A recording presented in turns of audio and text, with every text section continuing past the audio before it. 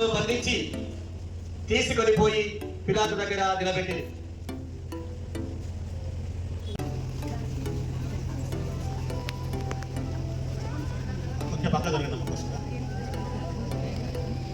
నీవు యూదుల రాజువా? నువ్వు అన్నట్టే. వీనిని ఏ నేరము చేసినందువలన నా యొద్దకు తీసుకొని వచ్చింది? ఈయన రాజులను చెప్పుకొని దైవదూషణ చేయుచున్నాడు. యెరూషలేము దేవాలయమును పడగొట్టి 3 రోజులలో నిర్మించుతానని చెప్పుచున్నాడు. వారు నీ పైన మోపుచున్న నేరములను వినుటలేదా? అందుకు యేసు మౌనముగా ఉండిపోయేది. పండుగ దినములలో జనులు కోరిన ఒక బందీని విడుదల చేయు ఆచారం ఒకటి కలదు కదా. నేను ఎవరిని విడిపింప ఏమి చేయవలెను? చేయండి. నా మీద మీకు గల ప్రేమ కొరకు చావవలనని కోరుచున్నాను. మీ ప్రేమతో మరణము పొంద ఆశించుచున్నాను. ఆమేన్.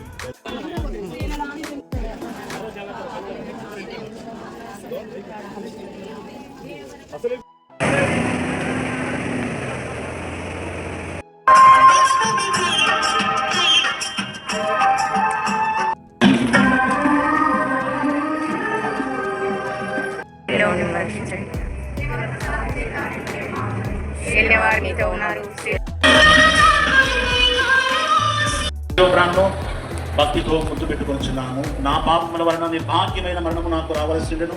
అయినో మీ మరణము చేత నన్ను రక్షించుకుని నా కొరకు మీరు మహాగో తల వంచి మరణించడను ధ్యానించడము గాక. అందరూ కొద్దిసేపు తల వంచి ప్రార్థన చేద్దాం. ఇప్పుడు యేసు ప్రభుని శిలువ నుండి దించబడటం జరుగుతుంది. యేసు ప్రభుని శిలువ నుండి తల్లి మరియ ఒడిలో పెట్టడం ఒప్పగించినారని ధ్యానించడము గాక. కిరాతకులు ఇనుప చేత వాటిని స్లీవను అంటగొట్టి ఆ స్లీవను నాటి అవమానము గల ఆ మ్రాని మీద వాటిని మహావేదనతో చావవించింది.